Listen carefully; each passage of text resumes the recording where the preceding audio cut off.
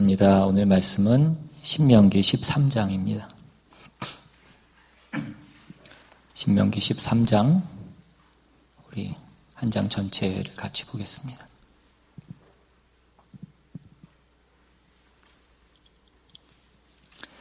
제가 봉독하겠습니다. 너희 중에 선지자나 꿈꾸는 자가 일어나서 이적과 기사를 내게 보이고 그가 내게 말한 그 이적과 기사가 이루어지고 너희가 알지 못하던 다른 신들을 우리가 따라 섬기자고 말할지라도 너는 그 선지자나 꿈꾸는 자의 말을 청종하지 말라. 이는 너희의 하나님 여호와께서 너희가 마음을 다하고 뜻을 다하여 너희의 하나님 여호와를 사랑하는 여부를 알려하사 너희를 시험하심이니라. 너희는 너희 하나님 여호와를 따르며 그를 경외하며 그의 명령을 지키며 그의 목소리를 청종하며 그를 섬기며 그를 의지하며 그런 선지자나 꿈꾸는 자는 죽이라. 이는 그가 너희에게 너희를 애굽 땅에서 인도하여 내시며 종되었던 집에서 속량하신 너희의 하나님 여호와를 배반하게 하려 하며 너희 하나님 여호와께서 내게 행하라 명령하신 도에서 너를 꿰어내려고 말하였음이라. 너는 이같이 하여 너희 중에서 악을 제할지니라. 내 어머니의 아들 곧 내 형제나 내 자녀나 내 품의 아내나 너와 생명을 함께하는 친구가 가만히 너를 깨어 이르기를 너와 내 조상들이 알지 못하던 다른 신들 곧 내 사방을 둘러싸고 있는 민족 혹 내게서 가깝든지 내게서 멀든지 땅 이 끝에서 저 끝까지에 있는 민족의 신들을 우리가 가서 섬기자 할지라도 너는 그를 따르지 말며 듣지 말며 긍휼히 여기지 말며 애석히 여기지 말며 덮어 숨기지 말고 너는 용서 없이 그를 죽이되 죽일 때에 네가 먼저 그에게 손을 대고 후에 뭇 백성이 손을 대라. 그는 애굽 땅 종되었던 집에서 너를 인도하여 내신 데 하나님 여호와에게서 너를 꿰어 떠나게 하려 한 자이니 너는 돌로 쳐 죽이라. 그리하여 온 이스라엘이 듣고 두려워하여 이 같은 악을 다시는 너희 중에서 행하지 못하리라. 내 하나님 여호와께서 내게 주어 거주하게 하시는 한 성읍에 대하여 내게 소문이 들리기를 너희 가운데서 어떤 불량배가 일어나서 그 성읍 주민을 유혹하여 이르기를 너희가 알지 못하던 다른 신들을 우리가 가서 섬기자 한다 하거든. 너는 자세히 묻고 살펴보아서 이런 가증한 일이 너희 가운데 있다는 것이 확실한 사실로 드러나면 너는 마땅히 그 성읍 주민을 칼날로 죽이고 그 성읍과 그 가운데에 거주하는 모든 것과 그 가축을 칼날로 진멸하고 또 그 속에서 빼앗아 차지한 물건을 다 거리에 모아놓고 그 성읍과 그 탈취한 전부를 불살라 내 하나님 여호와께 드릴지니 그 성읍은 영구히 폐허가 되어 다시는 건축되지 아니할 것이라. 너는 이 진멸할 물건을 조금도 내 손에 대지 말라. 그리하면 여호와께서 그의 진노를 그치시고 너를 긍휼히 여기시고 자비를 더하사 내 조상들에게 맹세하신 같이 너를 번성하게 하실 것이라. 네가 만일 내 하나님 여호와의 말씀을 듣고 오늘 내가 내게 명하는 그 모든 명령을 지켜 내 하나님 여호와의 목전에서 정직하게 행하면 이같이 되리라. 아멘. 예. 요즘 오징어 게임이라는 넷플릭스 드라마가 전 세계적으로 인기를 끌고 있다라고 이렇게 기사가 나온 것을 보았습니다. 금요일날 잠깐 얘기해 보니까 금요일날 참석하신 분들도 대부분 다 보신 것 같더라고요. 근데 그 내용을 얘기하려고 그런 건 아니고 저도 하도 화제라고 그래서 봤는데 그 드라마 가운데에서도 이제 그 몇몇 그 기독교 신자나 어떤 기독교의 그 모습이 등장하고 있는 것을 보게 됐는데 여지없이 그 기독교의 모습이 굉장히 부정적으로 비춰지고 있는 것을 그렇게 보았습니다. 그 높은 그 징검다리에서 다른 사람을 밀어서 떨어뜨리고 자기는 죽지 않은 것에 대해서 하나님께 감사하며 기도하는 어떤 모습을 보이는 기독교 신자의 모습과 또 어떤 목사의 딸이 나오는데 그 목사는 그 아내를 매일 때리고 또 딸에게 못쓸 짓을 하고 난 뒤에 습관적으로 죄를 사하여 주시옵소서 그렇게 기도하는 어떤 그런 모습을 보이는 어떤 그 목사의 모습과 또 그 주인공이 눈이 가려지고 양손이 뒤로 묶인 채로 비가 오는 날에 버려지는데 그 버려진 주인공에게 가서 괜찮냐라고 묻는 것이 아니라 예수 믿으세요라고 말을 건네는 어떤 거리의 전도자의 모습이 나오는 것을 그 드라마의 내용 가운데 보았습니다. 이 드라마 속에 나오는 어떤 기독교인들의 모습이 전체 우리 기독교인들의 모습을 다 반영하는 것은 아닐 것입니다. 우리 모두가 그렇다라고 그렇게 얘기할 수는 없을 것입니다. 그러나 그 모습이 세상 사람들의 눈 속에 비친 어떤 기독교인의 이미지라는 것입니다. 말로는 거룩함을 말하지만 어떻게 보면 가장 세속적이고 가장 자기중심적인 모습을 하고 있는 것이 세상 사람들의 눈에 비친 어떤 기독교인들의 모습이라는 것입니다. 그것이 우리가 지금까지 신명기에서 살펴봤던 바와 같이 하나님을 섬기지만 하나님을 우상과 같이 섬기는 어떤 그런 모습을 하고 있는 어떤 우리들의 모습을 얘기하는 것과도 아마 같은 그런 내용일 것입니다. 여러분, 우리가 하나님을 섬기는 것은 우상을 섬기는 것처럼 할 수 없다라고 그렇게 성경이 분명히 말씀하고 있습니다. 우리가 하나님을 섬기는 데 있어서는 중간지대가 없다라는 것입니다. 하나님을 섬기든지 세상을 섬기든지 하나님을 섬기든지 자기 자신을 섬기든지 둘 중에 하나를 선택하는 것이지 그 중간은 없습니다. 그런데 예수를 믿는 성도들마저도 그 어느 한쪽 편에 서야 된다라는 그 사실을 모르고 우리가 하나님의 백성으로 부름을 받았음에도 불구하고 세상을 기웃거리고 있는 모습이 오늘날 많은 어떤 신자들의 모습이라는 것입니다. 오늘 본문에 보시면 오늘 본문 이 신명기 13장은 우상을 섬기자고 유혹하는 자가 있거든 그를 죽이라라고 그렇게 아주 단호하고 분명하게 그렇게 말씀하고 있습니다. 그런 자가 있거든 죽이라 이것입니다. 그런데 지금 이 경고가 누구에게 주어지고 있는 경고냐면 어떤 가나안 원주민들을 경계해서 그 이스라엘 백성들에게 주어지고 있는 그 경고가 아니라 이스라엘 민족 내에서 이러한 일이 일어났을 때에 너희가 가차없이 죽이라라고 하는 그 경고의 말씀을 주고 있는 것입니다.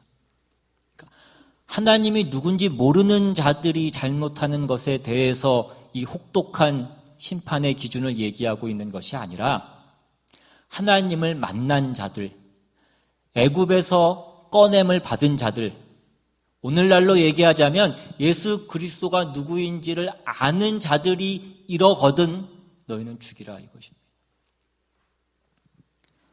오늘 본문에 보시면 그 우상으로 끌고 가는 그 유혹을 하는 세 가지의 부류가 등장을 합니다. 먼저 1절에 보시면 너희 중에 선지자나 꿈꾸는 자가 일어나서 이적과 기사를 내게 보이고 그가 내게 말한 그 이적과 기사가 이루어지고 너희가 알지 못하던 다른 신들을 우리가 따라 섬기자라고 그렇게 말할지라도. 그리고 그 다음은 6절에 보시면 내 어머니의 아들 곧 내 형제나 내 자녀나 내 품의 아내나 너와 생명을 함께하는 친구가 가만히 너를 깨어 이르기를 너와 내 조상들이 알지 못하던 다른 신들 곧 내 사방을 둘러싸고 있는 민족 혹 내게서 가깝든지 내게서 멀든지 땅 이 끝에서 저 끝까지에 있는 민족의 신들을 우리가 가서 섬기자 할지라도. 그리고 마지막 세 번째는 12절 이하에 내 하나님 여호와께서 내게 주어 거주하게 하시는 한 성읍에 대하여 내게 소문이 들리기를 너희 가운데서 어떤 불량배가 일어나서 그 성읍 주민을 유혹하여 이르기를 너희가 알지 못하던 다른 신들을 우리가 가서 섬기자 한다 하거든 가차없이 죽이라 라는 것이 오늘 본문의 내용입니다. 오늘 본문에 보시면 어떤 그러한 유혹을 하는 그 세 가지 부류가 나오는데 그 세 가지 부류는 어떤 종교의 영역과 그리고 가정의 영역과 어떤 한 성읍의 영역으로 그렇게 나옵니다.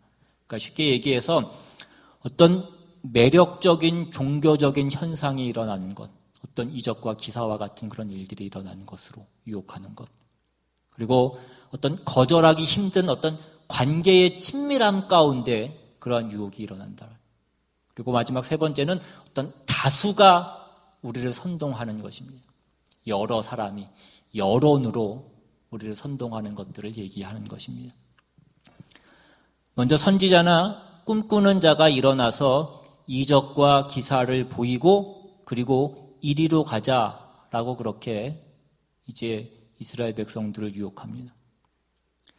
이 이적과 기사가 우리를 유혹하는, 그것이 유혹이 되는 그 근거는 무엇입니까? 그것이 현실적인 어떤 우리의 문제에 도움을 주는 것이기 때문에 그렇습니다. 그러니까 우리가 자꾸 이 이적과 기사라는 것을 우리의 신앙에 도입하려고 하는 그 이유는 뭐냐면, 내가 소망하는 어떤 결과가 우리의 신앙에 있어서 그것이 자꾸 앞서기 때문에 이러한 이적과 기적에 우리가 유혹을 받게 되는 일들이 우리의 신앙생활 가운데에서 흔히 일어나게 된다라는 것입니다. 여러분, 신앙이 무엇이라고 거듭거듭 말씀드렸습니까? 하나님이 누구신지를 아는 것이고, 우리가 하나님을 알게 된 것이 무엇 때문인지를 우리가 늘 생각해야 되는 것입니다. 우리가 하나님을 어떻게 알게 됐습니까? 예수 그리스도로 말미암아 우리가 하나님을 알게 된, 그 십자가로 말미암아서 우리가 하나님을 알게 된 것입니다. 그 십자가가 우리에게 왜 필요했습니까? 우리의 죄를 사해야 되기 때문에, 우리를 거룩하게 하기 위해서 그 십자가가 필요했던 것입니다. 그러니까 우리의 신앙이라는 것은 무엇입니까? 우리의 신앙이라는 것은 거룩으로 가는 것이 우리의 신앙의 어떤 본질적인 내용인 것입니다. 그런데 우리는 자꾸 어디로 가려고 그러냐면, 우리는 자꾸 복으로 가려고 그러는 거예요. 복 받는 것으로. 그러니까 강아지똥이라는 그 아이들 동화를 쓴 그 권정생이라는 그런 아동 작가가 있습니다. 근데 이분이 굉장히 독실한 기독교 신자인데, 이분이 이 책으로 뭐 100몇십만 부가 팔리는 그 베스트셀러 작가가 돼서 뭐 인세로도 꽤 많은 돈을 벌었지만, 그가 평생 그 2평 남짓하는 곳에 살면서 그 교회의 종을 치는 종지기로서 그렇게 평생을 살다가 돌아가셨습니다. 그리고 그 많은 인세를 나중에 그 아이들을 위한 어떤 그런 곳에 써달라고 그렇게 재단을 만들어서 모든 것을 그렇게 도네이션 하는 것으로 그렇게 생을 마치신 분인데, 그분이 그 물질을 우상으로 삼는 현대 기독교인들을 향하여서 얘기한 어떤 그 내용을 산문집으로 담은 것 중에 빌뱅이 언덕이라는 그런 산문집이 있습니다. 그 내용 중에 있는, 그 책 가운데 있는 내용인데 이런 내용이 있습니다. 나는 예수를 믿는 사람이다. 그러나 예수를 사랑하지는 못했다. 내가 필요할 때면 불렀다가 필요 없으면 잊어버린다. 그를 믿으면 병을 고칠 수 있기 때문에, 그를 믿으면 멸망하지 않고 영생을 얻기 때문에 필요했지, 사랑한 건 아니었다. 이런 내용도 있습니다. 보통 예수 믿으면 3년 안으로 부자 된다는데, 저는 20년 믿어도 아직 가난하기 때문에 화가 난 건지도 모릅니다. 건강 축복, 물질 축복, 가정 축복, 장수 축복, 만사 형통한다는데 저는 한 가지도 얻지 못했으니 정말 저주받은 자식인가 봅니다. 이것이 오늘날 기독교인들이 신앙을 통하여 얻으려고 하는 어떤 모습이고, 많은 신자들의 모습이라는 것입니다. 그래서 우리가 언제나 유혹을 받는 것입니다. 그래서 우리가 뭘 바꾸려고 하냐면, 그 말씀하시는 하나님, 우리에게 거룩을 요구하시고 순종을 요구하시는 그 하나님을 내 말을 들어주는 하나님으로 자꾸 바꾸려고 한다라는 것입니다. 우리의 싸움은 언제나 이 싸움을 해야 되는 것입니다. 그 유혹이 우리에게 무엇으로부터 들어왔던지 간에, 우리가 유혹을 받고 우리가 하나님을 믿는 정당한 신앙에서 어긋나게 하는 그 본질이 무엇인가를 규명해 보면, 언제나 우리의 주인이신 하나님, 내 죄를 씻고 거룩을 요구하시는 그 하나님으로부터 내가 내 소원을 이루고 싶은 그 종교로 기독교를 바꾸고 우리의 하나님을 우리가 바꾸려고 한다는 것이 언제나 우리의 신앙이 어긋나는 어떤 그런 본질적인 부분이라는 것입니다. 오늘 성경은 이렇게 되면 어떻게 하라고 말씀하냐면 죽이라고 말씀하고 있습니다. 어떤 그런 일을 부추기고 유혹하는 자를 죽이듯이 우리 마음 가운데 그러한 마음이 생겨나면 그것을 끊어버리라라는 것입니다. 마태복음 7장에 보면 예수님께서 이렇게 경고하시는 내용이 나옵니다. 거짓 선지자들을 삼가라. 양의 옷을 입고 너희에게 나아오나 속에는 노략질하는 일이라. 그들의 열매로 그들을 알지니 가시나무에서 포도를 또는 엉겅퀴 나무에서 무화과를 따겠느냐. 이와 같이 좋은 나무마다 아름다운 열매를 맺고 못된 나무가 나쁜 열매를 맺나니 좋은 나무가 나쁜 열매를 맺을 수 없고 못된 나무가 아름다운 열매를 맺을 수 없느니라. 아름다운 열매를 맺지 아니하는 나무마다 찍혀 불에 던지느니라. 이러므로 그들의 열매로 그들을 알리라. 예수님께서 거짓 선지자를 삼가라 라고 그렇게 말씀합니다. 그런데 그 거짓 선지자가 거짓 선지자인 줄을 뭘로 아느냐면 열매를 봐라 이것입니다. 왜 열매를 보라? 좋은 나무만이 좋은 열매를 맺는다라는 것입니다. 여기서 말하는 좋은 열매라고 하는 것은 어떤 일의 성과를 얘기하는 것은 아닙니다. 그러니까 어떤 일을 해서 성과가, 어떤 결과가 좋은 것이 어떤 그 사람이 좋은 그 나무인 것을 증명해 주는 것은 아니라는 것입니다. 그러니까 우리가 흔히 얘기하는 어떤 일을 해서 30배, 60배, 100배의 열매를 맺게 됐을 때 그 일이 하나님이 뜻하신 일이고 그 일을 하는 사람이 하나님의 사람이고 그것을 증명해 주는 것이다. 그것을 얘기하는 것은 아닙니다. 여기 16절에서 말씀하고 있는 바와 같이 그들의 열매로 그들을 알지니 가시나무에서 포도를 또는 엉겅퀴에서 무화과를 따겠느냐. 그러니까 그 열매를 맺으면 그 나무가 무슨 나무인지를 안다라는 것입니다. 감이 열리면 그 나무는 감나무인 것이고 사과가 열리면 그 나무는 사과나무인 것입니다. 그러니까 여기서 말하는 그 열매라는 것은 그 나무가 어떤 나무인지를 알려주는 그 표시에 어떤 불과한 것입니다. 그러니까 좋은 열매를 맺는 나무가 좋은 나무다라는 것입니다. 그런데 그 좋은 나무는 무엇이냐면, 그 좋은 열매는 무엇이냐면 이어지는 21절에서 계속해서 보시면 나더러 주여 주여 하는 자마다 다 천국에 들어갈 것이 아니요 다만 하늘에 계신 내 아버지의 뜻대로 행하는 자라야 들어가리라. 그날에 많은 사람이 나더러 이르되 주여 주여 우리가 주의 이름으로 선지자 노릇하며 주의 이름으로 귀신을 쫓아내며 주의 이름으로 많은 권능을 행하지 아니하였나이까 하리니 그때 내가 그들에게 밝히 말하되 내가 너희를 도무지 알지 못하니 불법을 행하는 자들아 내게서 떠나가라 하리라. 그러니까 뭐예요? 선지자 노릇하고 귀신을 쫓아내고 권능을 행하고 하는 것이 어떤 좋은 나무인 증거가 아니다라는 것입니다. 선지자 노릇을 하고 귀신을 쫓아내고 권능을 행하고 이러한 것들은 다 어떤 초월적인 그 초월성을 드러내는 것입니다. 그러나 어떤 이적과 기사를 행하는 이 초월성이 기독교 신앙의 진수는 아니라는 것입니다. 기독교 신앙의 진수는 뭐냐면 하나님이 어떤 분이시냐 하는 것입니다. 그래서 오늘 본문에도 보시면 하나님이 어떤 분이시라고 말씀합니까? 5절과 10절에 반복해서 말씀하시는 것은 너희를 종되었던 애굽에서 인도하여 낸 너희의 하나님 여호와라는 것입니다. 오늘날 신약식으로 얘기하자면 너희를 죄와 사망의 종되었던 그 자리에서 예수 그리스도를 보내어 십자가로 너희를 구원해낸 하나님이시라는 것입니다. 하나님께서 그 이스라엘 백성들을 종되었던 애굽 땅에서 꺼내셔서 무엇을 하시려고 하시는 것입니까?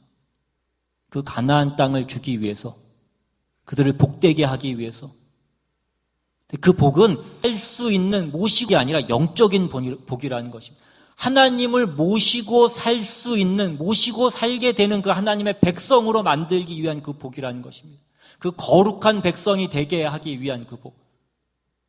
죄와 사망에서 벗어나서 의와 거룩으로 살게 하는 그 의와 진리의 거룩함으로 지으심을 입은 새 사람이 되게 하는 그 복이라는 것입니다.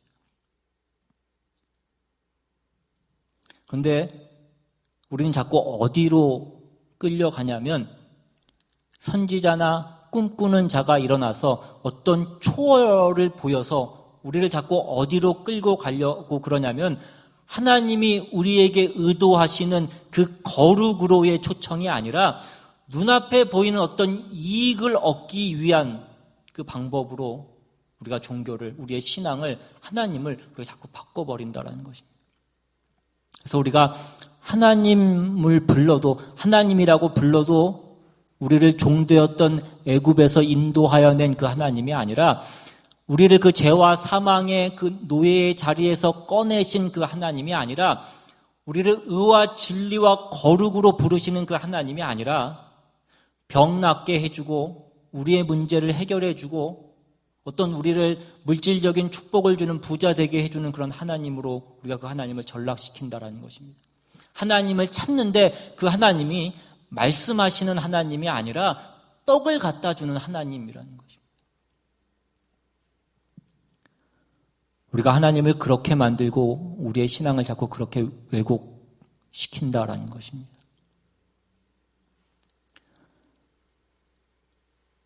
우리가 하나님 앞에 어떤 문제가 생겨서 그 문제를 놓고 우리의 어떤 현실적인 문제를 놓고 하나님 앞에 도움을 구하고 하나님의 은혜와 자비를 구하는 것은 그것이 잘못된 것은 아니에요.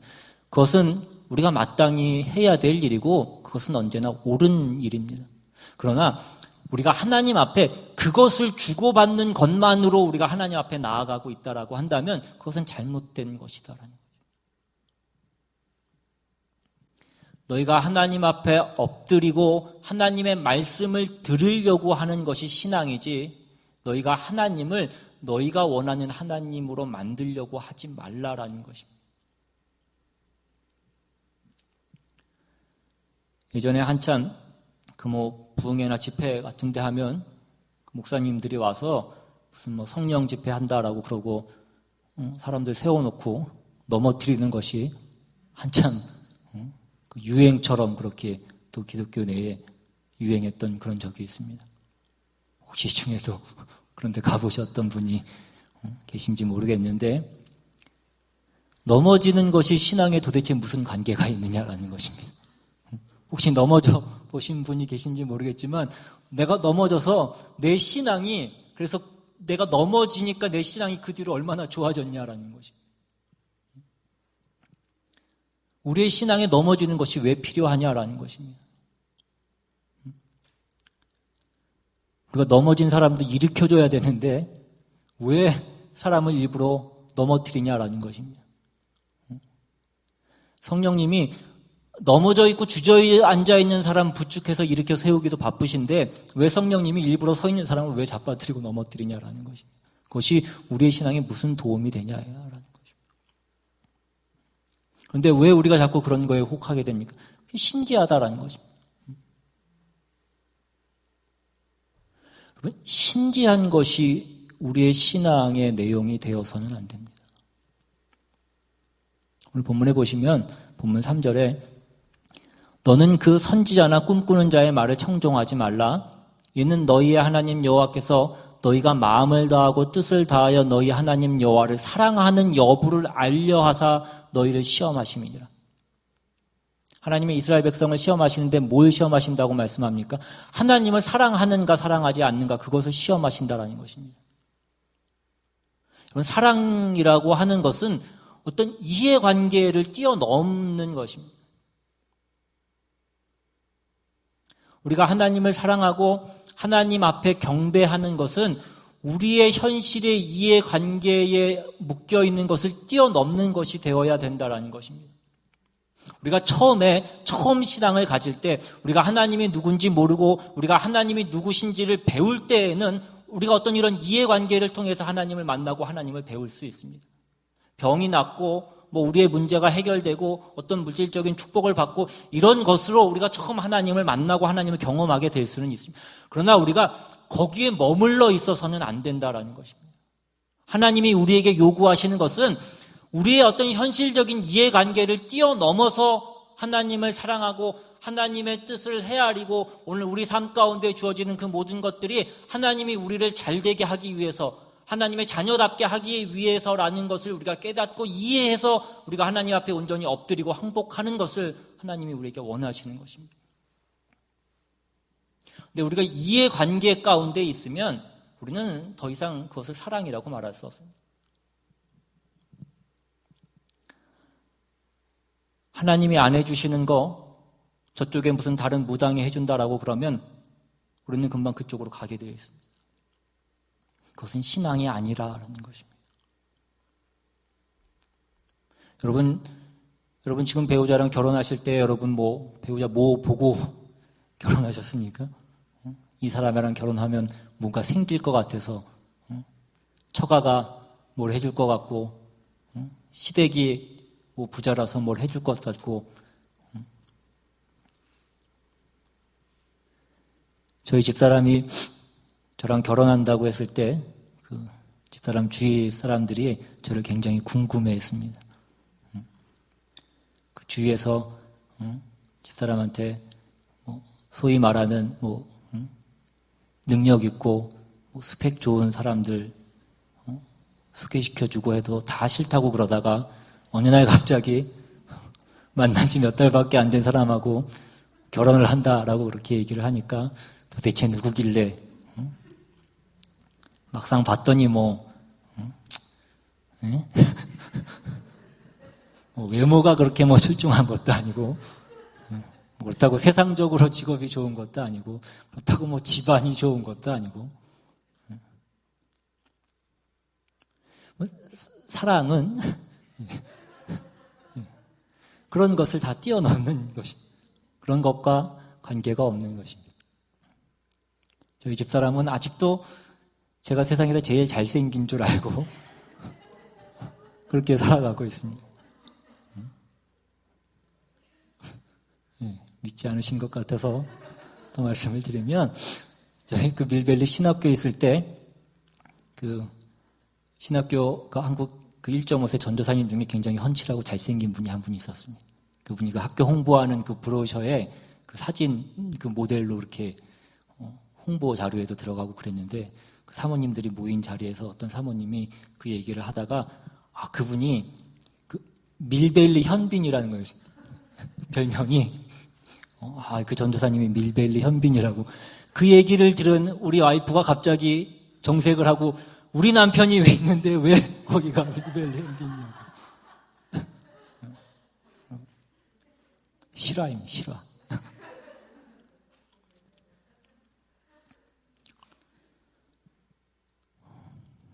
넘어가서 6절에도 보시면, 내 어머니의 아들 곧 내 형제나 내 자녀나 내 품의 아내나 너와 생명을 함께하는 친구가 가만히 너를 깨워 이르기를, 너와 내 조상들이 알지 못하던 다른 신들, 곧 내 사방을 둘러싸고 있는 민족, 혹 내게서 가깝든지 내게서 멀든지 땅 이 끝에서 저 끝에까지 있는 민족의 신들을 우리가 가서 섬기자 할지라도.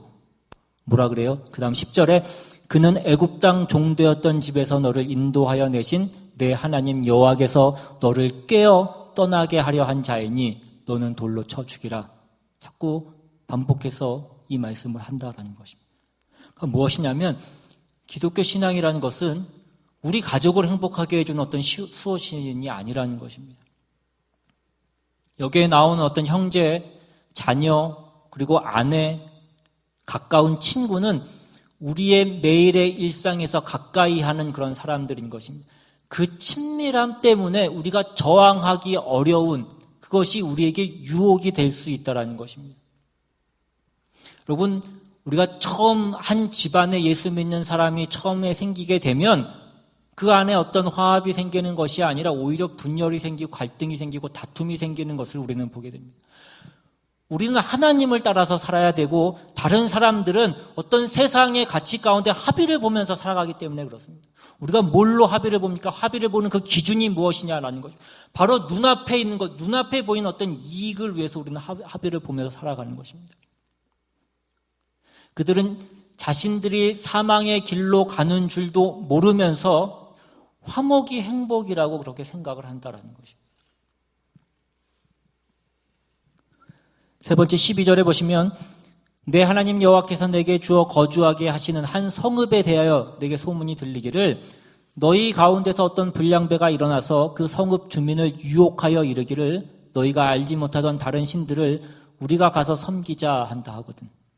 어떤 무리가 일어나서 이제 사람들을 유혹한다라는 것입니다.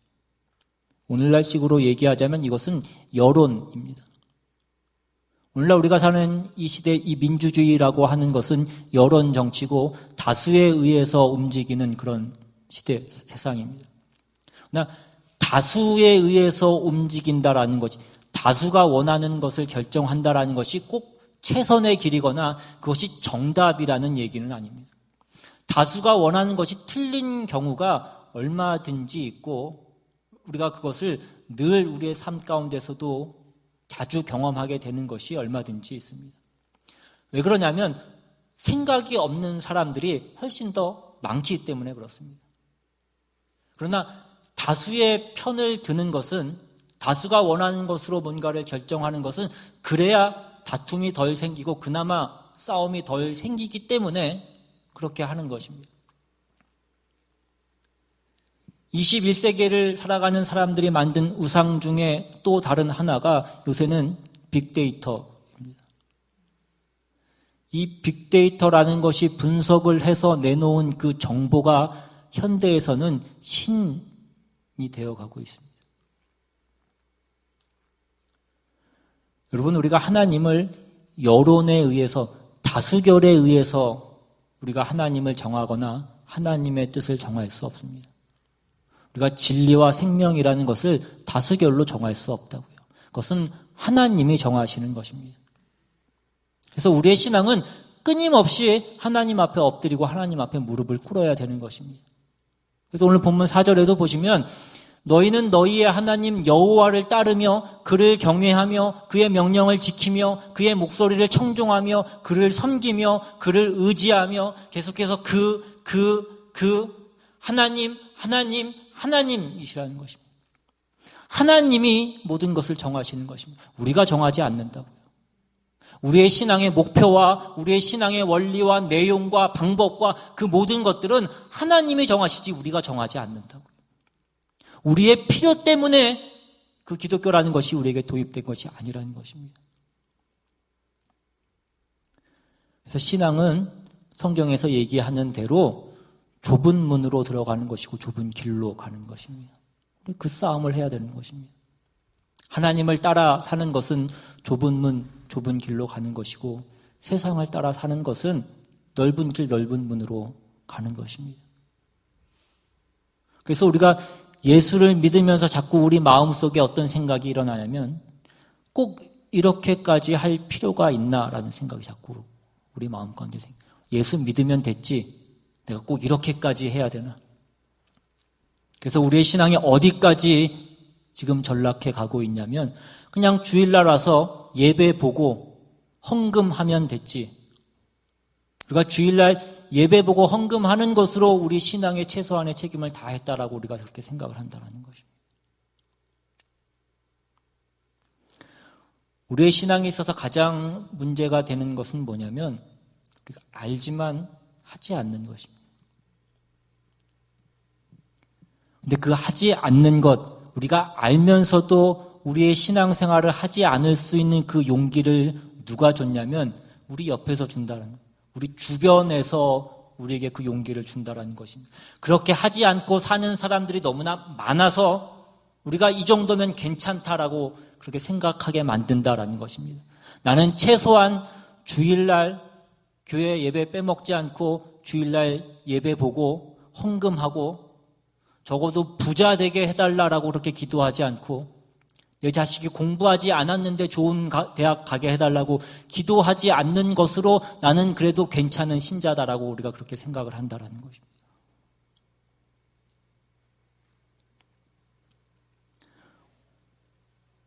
그것으로 우리의 신앙을 판단하는 것이 아니라 점검하는 것이 아니라 오늘 본문 3절에 있는 대로 우리가 하나님을 우리의 마음과 성품을 다해서 사랑하고 있는가로 우리의 신앙을 점검해야 된다는 것입니다.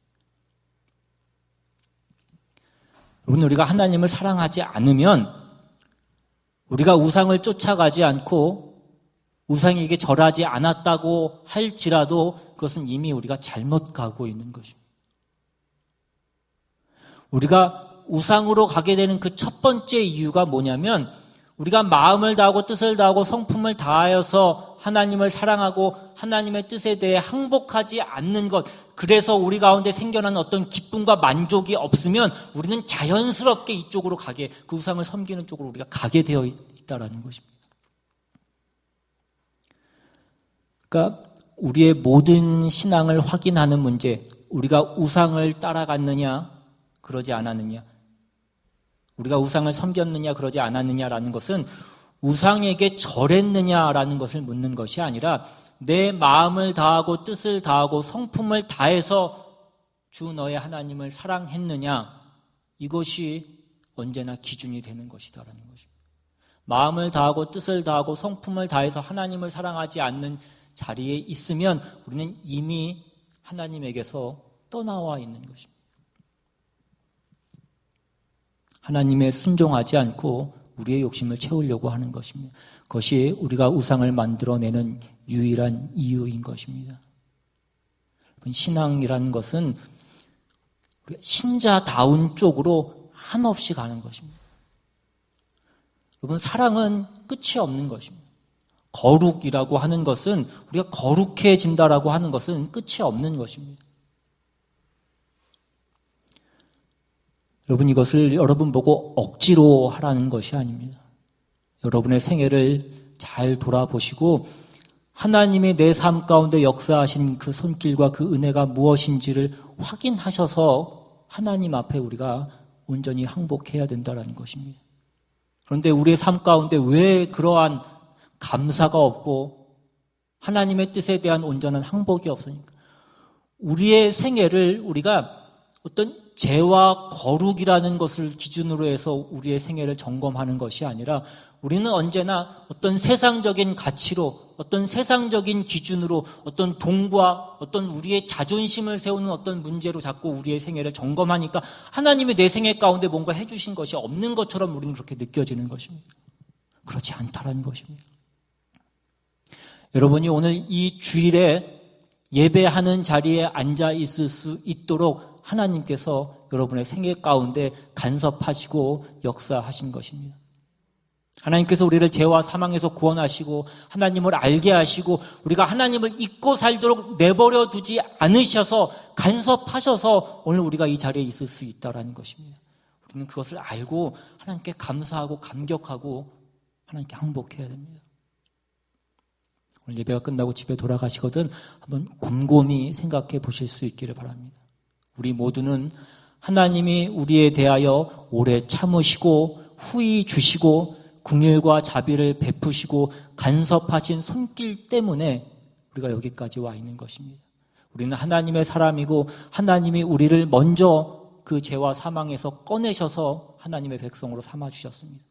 우리가 더 이상 죄와 사망의 자리에 앉아있지 않고 내가 나의 주인이 아니고 하나님이 나의 주인이신 것입니다. 우리 그 하나님 앞에 엎드리고 그 하나님 앞에 항복해야 되는 자들인 것입니다. 그래서 우리의 신앙생활은 그러한 차원에서 우리는 중간에 있을 수 없습니다. 세상적인 필요를 채우기 위해서 우리가 하나님을 어떤 세상적인 것들로 바꿀 수 없다라는 것입니다. 여러분, 정당한 신앙으로 돌아오실 수 있기를 바랍니다. 하나님께 순종하시고 하나님을 우리의 마음과 뜻과 성품을 다하여서 사랑하십시오. 그래서 우리가 기대하고 우리가 요구했던 것과는 비교할 수 없는 하나님이 주시는 그 참된 복을 누리시는 그 자리로 다 나아갈 수 있기를 주님의 이름으로 축원합니다. 시간 같이 한번 찬양하고 또 기도하기 원합니다. 오늘 우리에게 임하신 하나님이 어떤 분이시고 하나님 우리에게 주신 그 은혜와 사랑이 어떤 것인지를 알아서 우리가 그 하나님을 다른 것으로 바꾸지 않기를 원합니다. 내 세상적인 욕심과 어떤 내 눈앞의 이익으로